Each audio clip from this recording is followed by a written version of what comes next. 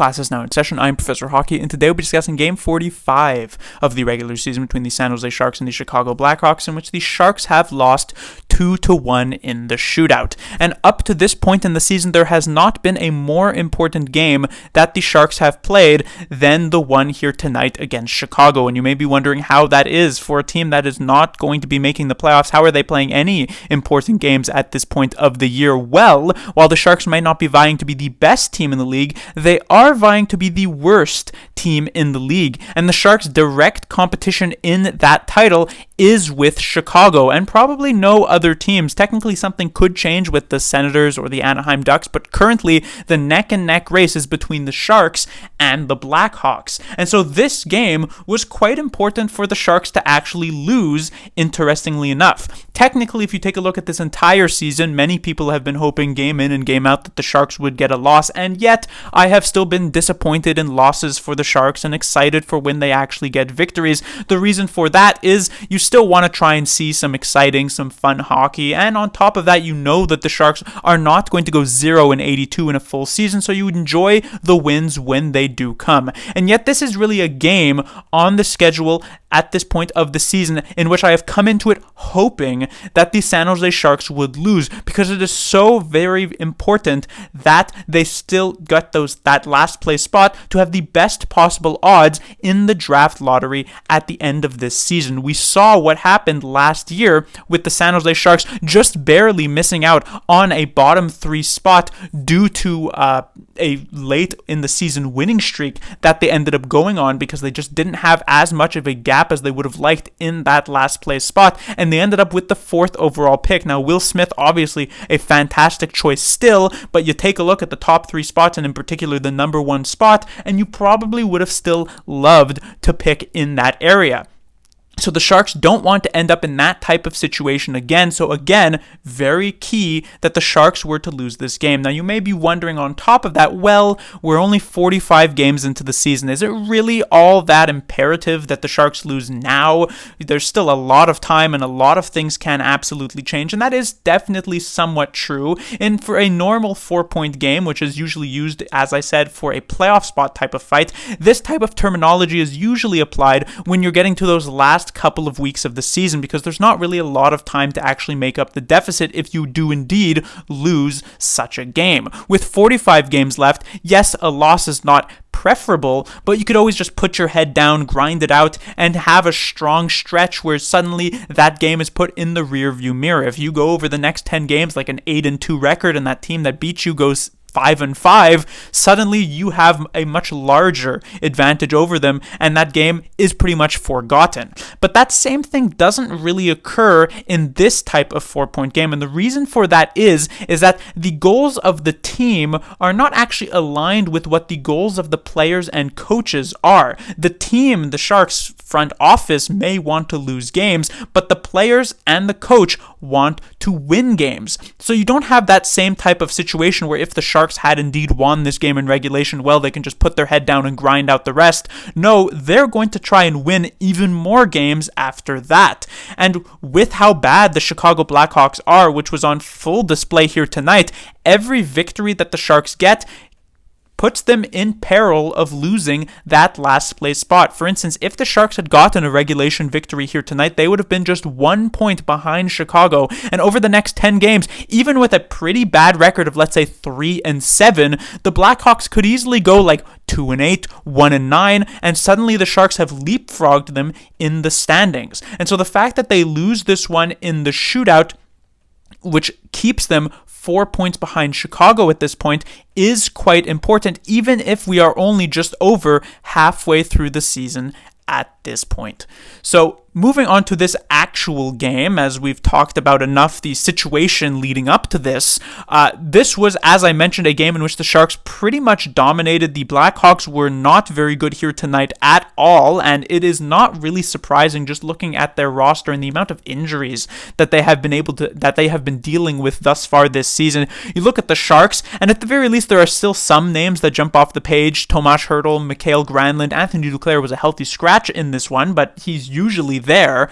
But for the Blackhawks, there's injuries to Taylor Hall, of course, Connor Bedard, Tyler Johnson, Connor Murphy, names that are slightly more household. And you take a look at this Blackhawks roster that they iced here tonight, outside of Seth Jones, pretty much all of these players are more or less forgettable, no offense to them. And so they're trying with what they have, but this was going to be a tough game for the Sharks to actually lose, and yet they managed to do so with something that has been really the case for the Sharks over this last month or so, which is pretty bad puck luck and not being able to capitalize on the chances that they got. In the first period, this would be the Blackhawks' only goal of the game, and a pretty lucky bounce for them as this one squeaks through Blackwood after it goes off of a Sharks defenseman in front to make it 1-0 Chicago. And over the next couple of periods, so leading up into the third, the Sharks would get tons and tons of chances. In particular, the second period, they had like a couple of posts, an empty net opportunity for William Eklund, who he somehow hits the crossbar on, some odd man rushes, and yet time and time again, they were stifled either by a bad bounce or by Blackhawks goaltender Peter Mrazek. It took until the third period where the unlikely suspect Ryan Carpenter would get the game-tying goal to make this 1-1, and we would then actually head to overtime. So both teams, maybe not preferably, but they would end up with a single point in the standings, and while overtime would pass without any sort of goals, and we'd then head to the shootout, and both teams seemingly refusing to actually want to win in the shootout as we head all the way to round 9, it is the Chicago Blackhawks who would come out on top with the 2-1 victory. Moving on to the players to talk about, we have the top line of Eklund, Hertl, and Zadina. So I was expecting Barabanov to actually fill in on this top line in place of Filip Zadina, and Barabanov did end up getting a promotion, but I'll talk about that a bit later. This first line was instead kept together here tonight, and as was the case for pretty much every line for the San Jose Sharks, they looked pretty good. However, relative to the rest of the team, not all that fantastic. Eklund did have a couple of really strong chances. Obviously, I mentioned the empty net opportunity that he had that he somehow hit the crossbar on. Then a great opportunity as well on like a 2-on-1 type of play with a beautiful pass from Tomas Hertl where he's left all alone near the side of the net that he ends up just getting saved and robbed by Mrazek. Then another opportunity as well, which that rolls off of his stick. It was a very heavy chance game for William Eklund, but he just cannot buy a goal at this point, and you could see the frustration building up, especially when he missed that empty net. They showed a clip of him on the bench really letting out his anger there, and it is understandable, honestly, to sort of have that frustration when things haven't been going the way for the team and also haven't been going your way themselves. As a young player, you're probably not all that happy about it. When it comes to the other two players on this line, Hertl, honestly, it's hard to really say. There was a clip of, I believe it was Brett Hedican at the end of last game against the Buffalo Sabres where he gave a bit of a speech talking about how certain players on the Sharks were exhibiting some relatively bad habits in the way that they acted, because as a player, while you may not be able to control what the other team does and what the rest of the players on your team does and what ends up happening at the end of the day during a hockey game, you are able to control your own attitude, your own body language, and Hedican mentioned that multiple players on the Sharks were just not really giving off a good attitude to the rest of the team, and it feels as though one of those players could very well be Tomas Hertl, who always just seems generally frustrated with how things are going. And this makes sense in certain cases, like I mentioned with Eklund, where, oh, you just barely missed a shot here, and oh, that's definitely quite frustrating. But Hertl seems to show it more often than not on a lot of the shifts that you see, and that, for a player who many on this team would look up to, can rub off on some of the other players there and create a slightly more negative attitude around the team. I'm not trying to sort of I guess, speculate on what exactly is going on in the locker room and say that, oh, Hertl is such a bad influence on the rest of this team. But from just strictly on-ice perspective, it's not exactly the type of attitude that you want to sort of handle with yourself when you are one of the leaders on this team. And then when it comes to Zadina, I would say a pretty decent game, but like I said, relative to the rest of this team, not the best. When it comes to the second line, we have Zetterlund, Granlund, and Barabanov, and the first thing to mention when it comes to Mikael Granlund is that he had been having a good game, and then he ends up getting a hit, which seems to have really injured his shoulder. He went off the ice clutching that, did not return, so that is another injury to add to the long list of injuries for the San Jose Sharks. We shall see what ends up coming of that. That's one of those types of injuries that could end up with him back back in the lineup by the Sharks next game on Saturday, but at the same time could also require like shoulder surgery and have him out for the rest of the year. You never know. It would be unfortunate for the San Jose Sharks if they lost Granin, considering he's one of their most effective offensive players in a year that has been lacking effective offensive players, but we'll see what happens. When it comes to the other two line mates here, Zetterlund had a very effective game, was perhaps the Sharks' best player of the night. Tons and tons of shots, tons and tons of chances, just unable to get even a single one past Mrazek. Like I said, some bad bounces, some good saves, and it left Zetterlund definitely feeling a bit sad, especially considering his last couple of games left a lot to be desired. So here it was a nice bounce back, but nothing to really show for it. When it comes to Barabanov, I thought he was okay, but again, it might be the case just because he's playing against a weaker team that it's easier to look pretty good. Barabanov jumping up to the second line, I think, is worthy of giving another look, but is not exactly the type of performance that you were really excited with. And as I mentioned, Barabanov jumping up to the second line made it so that Anthony Duclair was a healthy scratch on the night for the San Jose Sharks. He is another type of player who you could sort of associate that Brett Hedican clip with, in that maybe not handling himself in the best possible way, something that David Quinn has clearly targeted in him, because this is not the first time that he has been healthy scratched this season, and I imagine he does return to the lineup for the next game, and we'll see if he responds at that point. When it comes to the third line, we have Hoffman, Granin, and Bailey, and this was actually a pretty solid line for the San Jose Sharks.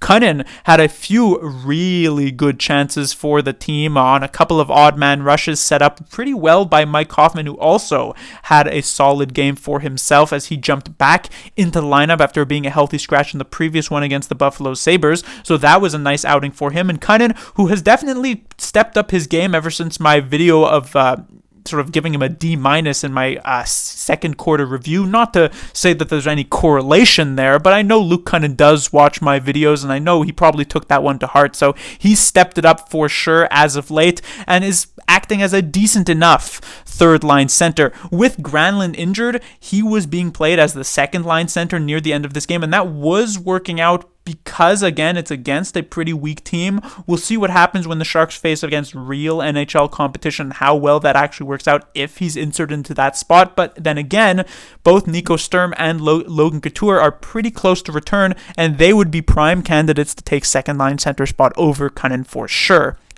And then when it comes to Bailey, I would say Bailey was kind of the odd man out on this third line. While both Hoffman and Granin really stood out in a positive light, Bailey kind of just rode their coattails a bit and didn't do much of anything. When it comes to the fourth line, they also got to enjoy a decent enough game for themselves. Obviously, Carpenter does get that goal, but it's one of those goals that he gets that, but then you take a look at all of the other shifts he played, and they didn't really do much of anything. LeBanc didn't even get to play that much ice time here tonight, even in a bit of a weaker competition game, and so he didn't get to do much of anything either. And then Sabourin, we saw him get into a fight. That was pretty much the most notable thing he's done on this roster this entire season in the 3 games he has played, but otherwise, not much else there. When it comes from a defensive standpoint, this was obviously an incredibly successful game for the San Jose Sharks. They gave the Chicago Blackhawks very little to work with. They had very, very few high-danger chances. The one goal that they did score was more just bad luck than any real bad mistakes defensively. And so pretty much all of these defensemen had some pretty solid games. Ferraro was nice to see him continue to contribute, or at least make things happen from an offensive standpoint. Marc-Edouard Vlasic also keeping up a pretty solid game. Again, it's hard to really evaluate here in this situation because of who they were against, but, can't really take away from a player just because of the quality of competition. When it comes to the second defensive pairing, Thrun and Ruda, I thought played rather well. Thrun, it's nice to see him trying to take more risks from a breakout pass perspective. You could tell when he's in the defensive zone, even if he's facing a bit of pressure, he's always looking to try and make a more aggressive move out of the zone. Very rarely is he necessarily passing back to his own defenseman unless it's off of like a surprise reverse type of play, but sometimes maybe it is better to just keep it somewhat simple in certain situations. Multiple times we did see it work out for Thrun, but there were also one time this game where because he tried to make the aggressive play, it ended up with a giveaway, ended up with a chance for the Chicago Blackhawks. So I don't want to iron that out of his game necessarily, but he does need to get a bit more experience when knowing when you can go for it and when you need to play it a bit more safe. When it comes to the third defensive pairing, Okhotyuk and Burrows, Decent game for them, honestly. I thought Burrows had one of his better games of the season thus far, and definitely better games as he has played recently, as over the past month or so he has been not good at all. Ohutchuk has honestly been relatively steady over these past couple of games, so nice to see him continue that and even jump up a bit offensively, which was something that we had seen earlier on in his game this season, back in like November, when things were maybe not going all that well defensively for him. Nice to see him, he's able to sort of put them both together here tonight. And then finally we have the goaltender for the Sharks, Mackenzie Blackwood. Didn't have much of a chance off of just an unfortunate bounce on the Gutman goal, which is the only Blackhawks goal throughout the entirety of the 65 minutes of this game.